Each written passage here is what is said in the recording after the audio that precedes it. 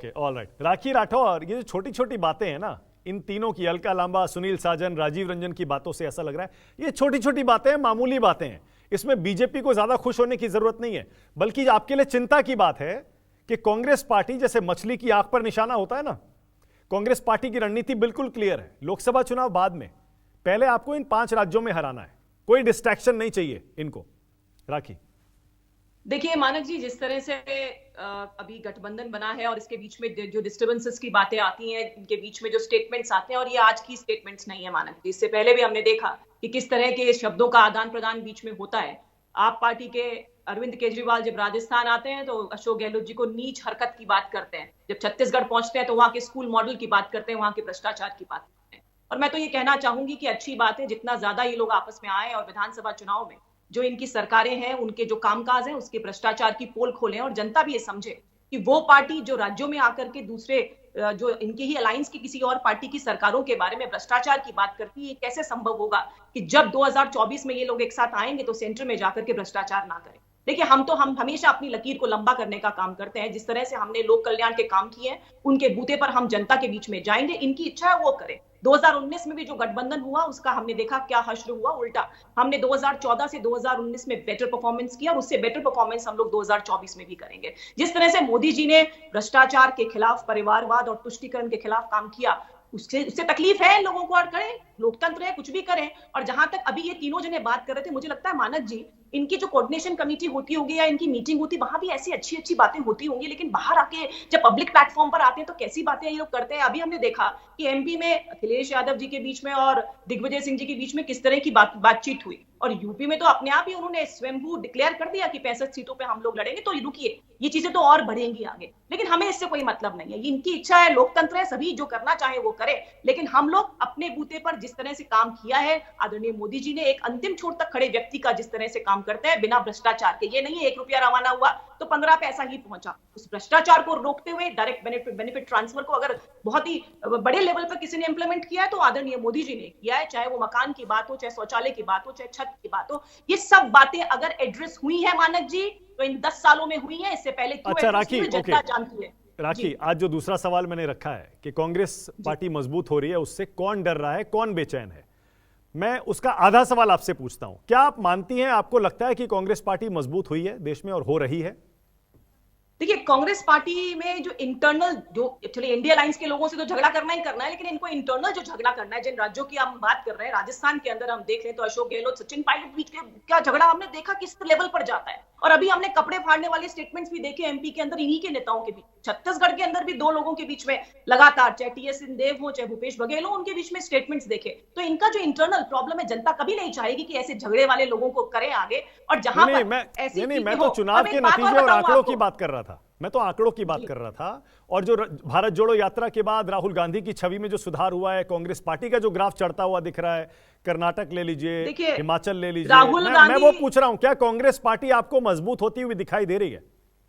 देखिए, हम तो अपनी मजबूती की बात करते हैं। राहुल गांधी जी को लॉन्च करने का कई बार प्रयास किया कांग्रेस पार्टी ने, लेकिन लॉन्च कभी हो नहीं पाए और हो नहीं पाएंगे क्योंकि उन्होंने जिस तरह से राजनीति करते हैं वो जनता को पसंद नहीं आएगी। जिस तरह का बैकग्राउंड रहा है, क्योंकि जनता ने 10 साल का समय दिया था। 2004 से 14 के बीच में, अलका जी यहाँ बैठी है, डिस्कशन करते हैं ना, 4 से 14 के बीच में आपने क्या किया। जनता ये जानना चाहती है कि क्या ग्राउंड लेवल पे इंप्लीमेंट हुआ, क्यों भ्रष्टाचार, लगातार स्कैम्स, और वो मजबूरी वाली सरकार। मानक जी, वो मजबूरी वाली सरकार वाला स्टेटमेंट फिर से जनता सुनना चाहेगी? किसी हालत में नहीं सुनना चाहेगी, क्योंकि मजबूरी वाली सरकार हमेशा मजबूरी वाले डिसीजंस करती है जो देश के लिए हानिकारक हो सकते हैं। अच्छा, इन 5 स्टेट्स में क्या होने वाला है? 5 राज्यों में क्या होने वाला है? जनता भारतीय जनता पार्टी को सिलेक्ट करने वाली है, इसमें कोई दो राय नहीं है। क्योंकि मैंने बताया जिस तरह के इनके इंटरनल झगड़े हैं, कभी ऐसा नहीं चाहेगा। राजस्थान के लोगों ने भुगता है इस चीज को कि आप, अच्छा, मतलब आप कह रही हैं आप राजस्थान जीत रहे हैं 100%। ओके, और मध्य प्रदेश भी आप जीत रहे हैं 100%, और छत्तीसगढ़ भी आप जीत रहे हैं डेफिनेटली। जिस तरह से घोटाले हुए हैं, गोबर घोटाला, कोयला घोटाला, इन्होंने शराब घोटाला भी कॉमन है। और एक चीज और कॉमन है इनके बीच में, सनातन धर्म को गाली देना भी कॉमन है सब में। मतलब कोई पीछे नहीं है, कांग्रेस हो, डीएमके हो, कि आप पार्टी हो, सब एक से एक बढ़कर है। तो इनके कुछ कॉमन मिनिमम प्रोग्राम है। राखी, आप अगर ये 3 स्टेट जीते जैसे आप दावा कर रहे हैं तो जाहिर है बीजेपी का ग्राफ बढ़ेगा। और इसीलिए मैंने पूछा, अगर कांग्रेस ये 3 या 2 स्टेट जीत गई तो कांग्रेस का ग्राफ चढ़ेगा, उसमें क्या डाउट है? ये तो कोई भी मान लेगा। हाँ, तो जाहिर है।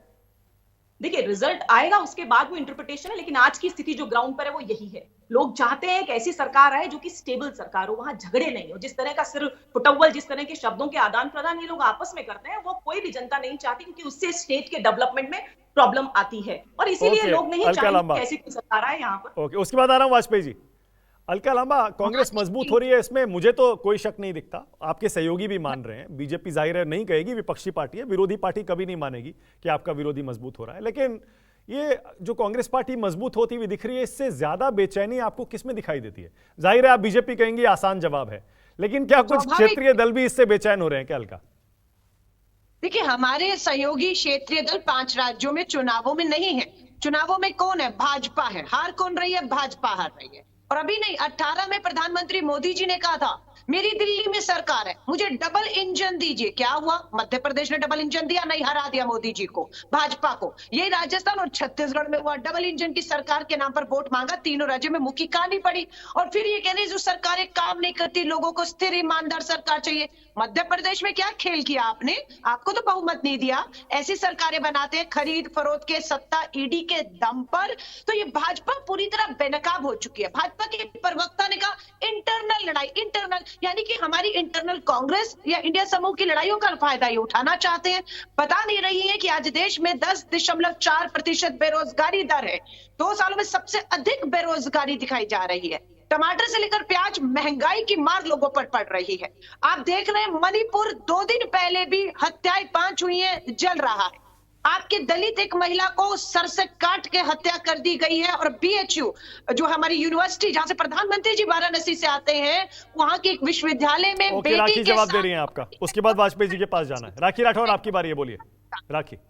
देखिए ये मानव जी, कई प्लेटफॉर्म्स पर ऐसा हो चुका है कि कांग्रेस पार्टी है। अपने स्टेटमेंट्स देती है और वो सिलेक्टिव आउटरीच जो है वो एक प्रॉब्लम है। उनको राजस्थान के अंदर, जमवा रामगढ़ के अंदर वो बच्ची जली भी नजर नहीं आती, उसे बंगाल के अंदर महिलाओं के साथ जो होता है वो नजर नहीं आता, उन्हें बिहार के साथ नजर नहीं आता।